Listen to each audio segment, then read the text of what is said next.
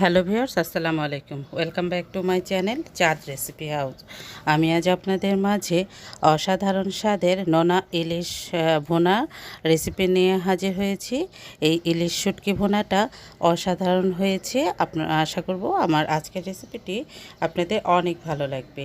এর জন্য আমি 4 পিস নোনা ইলিশের পিস নিয়েছি। এই পিসগুলো আমি কুসুম গরম পানির মধ্যে ভিজিয়ে রেখে খুব সুন্দরভাবে ধুয়ে নিব।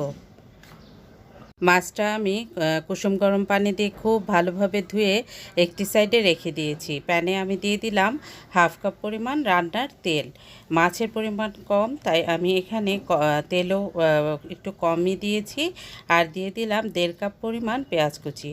পেঁয়াজটা প্যানের মধ্যে দিয়ে একটু নেড়ে চেড়ে নিচ্ছি। শুটকির পেঁয়াজ কখনো লাল করে ভাজতে নেই। একটু নরম হয়ে আসলেই এর মধ্যে দিয়ে দিলাম কিছু রসুন। আমি আস্তই দিয়েছি, আপনারা চাইলে কেটেও দিতে পারেন। আর দিয়ে দিচ্ছি 1 চা চামচ করে হলুদের গুঁড়ো, মরিচের গুঁড়ো আর ধনিয়ার গুঁড়ো। আর দিয়ে দিলাম লবণ, যদি লাগে পরে আবার দেয়া যাবে। এখন একটু নেড়ে চেড়ে নিচ্ছি।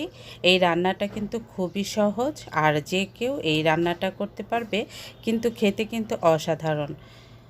আশা করব আমার আজকের রেসিপিটি আপনাদের সবার ভালো লাগবে। আর যদি ভালো লেগে থাকে আমার চ্যানেলটি সাবস্ক্রাইব করার অনুরোধ রইল প্লিজ। এর মধ্যে এখন আমি দিয়ে দিলাম সামান্য পানি দিয়ে আমি এই মশলাটা একটু ভালোভাবে কষিয়ে নেব। মশলাটা যখন ভালোভাবে কষানো হয়ে যাবে, তখন আমি এর মধ্যে ধুয়ে রাখা সেই মাছগুলো দিয়ে দিব। এই ইলিশের শুটকিগুলো আমি আস্তই দিব, কারণ নাড়াচাড়া করতে করতে কিন্তু এই মাছটা একটু ভাঙা ভাঙা হয়ে যাবে। আপনারা চাইলে ছোট ছোট পিস করে কেটেও দিতে পারেন। আমি একটু আধা ভাঙা করব, তাই আস্তই দিয়েছি। শুটকিগুলো কিন্তু বেশ নরম, তাই এমনিতেও একটু ভেঙে যাবে, আস্ত কিন্তু থাকবে না। মাছটা দিয়ে একটু উল্টে পাল্টে নেড়ে চেড়ে নিচ্ছি। আর একটু নাড়াচাড়া করতে করতে মাছটা ভেঙে যাবে। আর যদি আরও বেশি ভাঙা ভাঙা করতে চান, তাহলে চামচের সাহায্যে একটু ভেঙে নিতে পারেন।